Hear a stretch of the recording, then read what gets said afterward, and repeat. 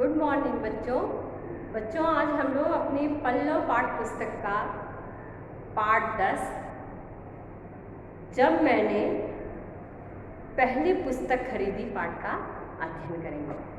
बच्चों, पाठ को पढ़ने से पहले हम लोग पाठ के लेखक जिसका नाम है धर्मवीर भारती, इनका जीवन परिचय देखेंगे। बच्चों, आप अपनी पुस्तक में देखिए, धर्मवीर भारती का जन्म 25 दिसंबर सन 1926 को इलाहाबाद में हुआ था।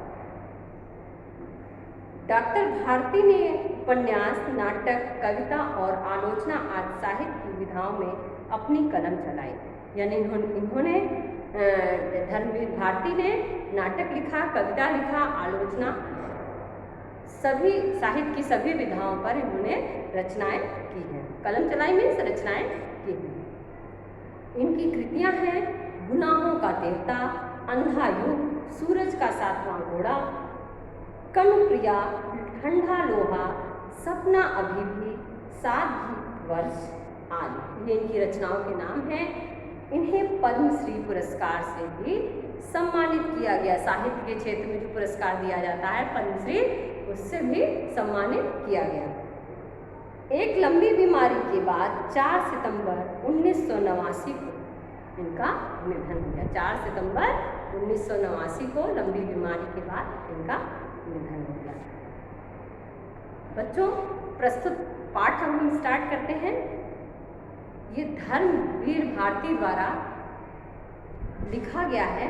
ये संस्मरण है कि याद है इनकी। इसमें इन्होंने बताया किस प्रकार उन्होंने अपनी पहली पुस्तक खरीदी। इसका उन्होंने वर्णन किया है कि किस प्रकार उन्होंने अपनी पहली पुस्तक खरीदी। देखिए, बचपन की बात है, पाठ को देखेंगे। बचपन की बात है, उस समय आर्य समाज का सुधारवादी आंदोलन पूरे जोर पर था। मेरे पिता आर्य समाज रानी मंडी के प्रधान थे और माँ ने स्त्री शिक्षा के लिए आदर्श कन्या पाठशाला की स्थापना की थी। ये बता रहे हैं अपने बारे में कि बचपन की बात बता रहे हैं कि उस समय आर्य समाज सुधारवादी आंदोलन पर चल रहा था और मेरे पिता जो है उसके प्रधान थे और माता आदर्श कन्या पाठशाला की स्थापना की थी। पिता की अच्छी खासी सरकारी नौकरी थी, लेकिन मेरे जन्म के पहले ही गांधी जी के आह्वान पर उन्होंने सरकारी नौकरी छोड़ दी। पहले क्या है, लोग देश के लिए बहुत कुछ करते रहे तो अपनी सरकारी नौकरी भी छोड़ देते थे। तो बोले कि उनके कहने पे उन्होंने अपनी सरकारी नौकरी छोड़ दी।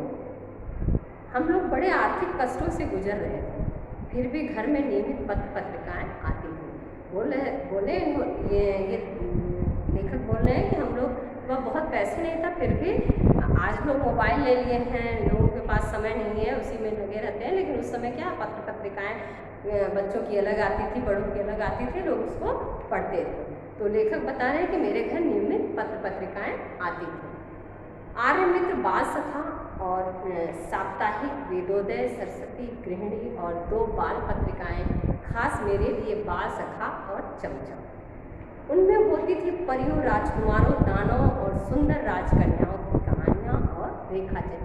बच्चों की जो कहानियाँ रहती थी चमचम और बाल सखा, उसमें चित्र के साथ साथ कहानियाँ भी रहती थी, जिससे बच्चे आकर्षक चित्र देखकर उसको पढ़ते थे। वो लेखक बच्चे थे तब उनके लिए आती थी। मुझे पढ़ने की चाह लगती, हर समय पढ़ता रहता। खाना खाते समय थाली के पास रखकर पढ़ता।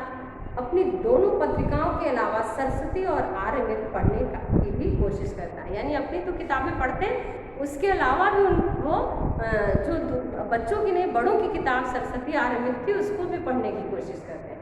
और इतना पढ़ाई में इंटरेस्ट था कि जब खाना खाने बैठते रहे तो भी वो किताब लेकर ही बैठते थे। मेरी प्रिय पुस्तक थी स्वामी दयानंद की एक जीवनी, रोचक शैली में लिखी हुई, अनेक चित्रों से सुसज्जित। वे तत्कालीन पाखंडों के विरुद्ध अदम्य साहस दिखाने वाले अद्भुत व्यक्ति।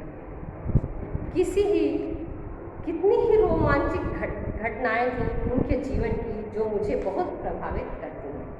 चूहे को भगवान का मीठा खाते देखकर मान लेना कि प्रतिमाएं भगवान नहीं होती, घर छोड़कर भाग जाना, तमाम तीर्थों, जंगलों, गुफाओं, हिमशिखरों पर साधुओं के बीच घूमना और हर जहां इसकी तलाश करना कि भगवान क्या है, सत्य क्या है। कहानियों में ये सब जैसे आज आप लोग टीवी देखते हैं, सीरियल देख रहे हैं, मोबाइल में देख रहे हैं, उस तरह वो पत्रिकाओं में जो कहानियाँ आती थी उसमें रहता था। जो भी समाज विरोधी, मनुष्य विरोधी मूल हैं, रूढ़ियाँ, पुराने जो परंपराएं हैं, उनका खंडन करना, उनको तोड़ना और अंत में अपने हत्यारों को क्षमा करके उसे सहारा देना, यह सब मेरे बाल मन को बहुत रोमांचित करता था। वो जो पत्रिकाओं में पढ़ते थे उसका वर्णन उन्होंने किया। माँ स्कूली पढ़ाई पर जोर देती थी। माँ जो है ये सब कहानी किताबें पढ़ते रहे, लेकिन माँ का इच्छा क्या था, जैसे अभी भी आपकी माँ लोग बोलती हैं कि आप लोग पढ़ाई करिए, मोबाइल में इधर उधर की चीज़ें मत देखिए, वैसे उनकी माँ भी पढ़ाई पर जोर देती थी। चिंतित रहती थी कि लड़का कक्षा की किताबें नहीं पढ़ता, पास कैसे होगा।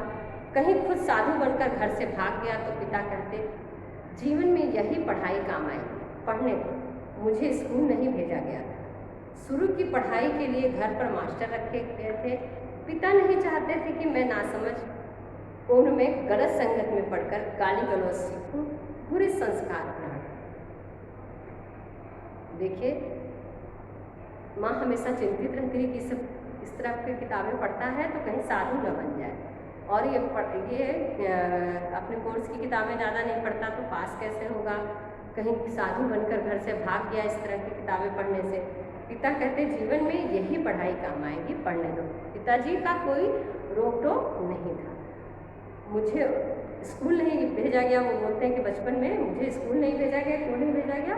क्योंकि बच्चों का बाल मन जो है उतना समझदार नहीं होता। बच्चों के साथ तरह तरह के बच्चे स्कूल में आते हैं, उनके साथ मिल करके गाली देना और ये सब बुरे संस्कार सीखेंगे, इसलिए उन्हें बचपन में स्कूल नहीं भेजा गया। स्कूल में मेरा नाम तब लिखाया गया जब मैं कक्षा 2 तक की पढ़ाई घर पर पढ़ चुका था।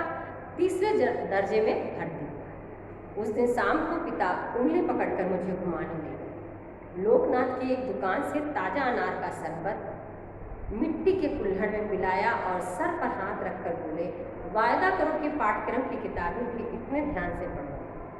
जब सेकंड तक घर में पढ़े, कक्षा 3 में जब उनका स्कूल में प्रवेश के लिए ले जाने लगे तो पिताजी उनसे बोले कि रास्ते में उनको अनार का शरबत पिलाया, बोले कि वादा करो कि अब तुम जैसे ये सब कहानियों की किताबें, बाल हंस, बाल सखा ये सब पढ़ रहे हो, उसी तरह जो है अपनी कोर्स की किताबें भी, पाठ्यक्रम मतलब अपने सिलेबस की किताबें भी पढ़ोगे। माँ की चिंता मिटाओगे, क्योंकि माँ ज़्यादा परेशान होती थी उनकी पढ़ाई को लेकर। उनका आशीर्वाद था या मेरा जी तोड़ परिश्रम की तीसरे चौथे दर्जे में मेरे अच्छे नंबर आए और 5वें दर्जे में मैं फर्स्ट आया। मेरे तीसरे में अच्छा, उससे अच्छा चौथे में, और 5वें में लेखक बताते हैं कि मैं फर्स्ट आया। माँ ने आंसू भरकर गले लगा लिया। पिता मुस्कुराते रहे, कुछ बोले नहीं। माँ पिता जैसे बच्चे पास होते हैं, खुश होते हैं, वैसे ही उनके माता पिता भी अत्यंत खुश हुए। अंग्रेजी में मेरे नंबर सबसे ज़्यादा थे, अतः स्कूल से इनाम में अंग्रेजी की 2 किताबें मिली। लेखक क्या बताते हैं कि जब रिजल्ट आया, मैं 5th में फर्स्ट आया और अंग्रेजी में सबसे ज़्यादा नंबर था, तो मुझे 2 किताबें अंग्रेजी की उपहार स्वरूप इनाम में मिली।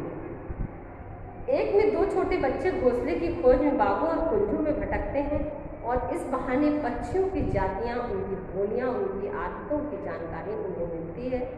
दूसरी किताब थी ट्रस्टी द रग, जिसमें पानी के जहाज़ों की कथाएं थी। 2 किताब थी जिसमें दोनों में उनकी रुचि थी। एक में 2 छोटे बच्चे घोंसले की खोज में जंगल जंगल भटकते हैं, बाग बाग में, उनकी आवाज़, उनकी बोली, उनका उसके बारे में, उनकी आदतों के बारे में उनको जानने का मौका मिला। और दूसरी जो पुस्तक थी ट्रस्टी द रग में, जिसमें जहाज़ों की कथाएं, कितने जहाज कितने प्रकार के होते हैं, कौन सा माल लाद कर कौन से जहाज जाते हैं, कहाँ ले जाते हैं, नाविकों की ज़िंदगी कैसे होती है, कैसे कैसे जीव मिलते हैं, कहाँ व्हेल होती है, कहाँ शार्क होती है, मछलियों के नाम हैं, उसके बारे में उनको पढ़ने का मौका मिला। 2 पुस्तकें जो विद्यालय से उपहार में मिले थे, उन दोनों में इन 2 किताबों ने एक नई दुनिया का द्वार मेरे लिए खोल दिया। ये 2 किताबें जो उनको इनाम में मिली थी, वो नई दुनिया उनके लिए खोल दी। पक्षियों से भरा आकाश और रहस्यों से भरा समय, पक्षियों से भरा आकाश और रहस्य। जिस प्रकार तरह तरह के पक्षी आकाश में रहते हैं, उसी प्रकार तरह तरह के जहाज समुद्र में रहते हैं। पिता ने अलमारी के एक खाने में अपनी चीज़ें हटाकर जगह बनाई और मेरी दोनों किताबें उस खाने में रख कर कहा, आज से यह खाना तुम्हारी अपनी किताबों का।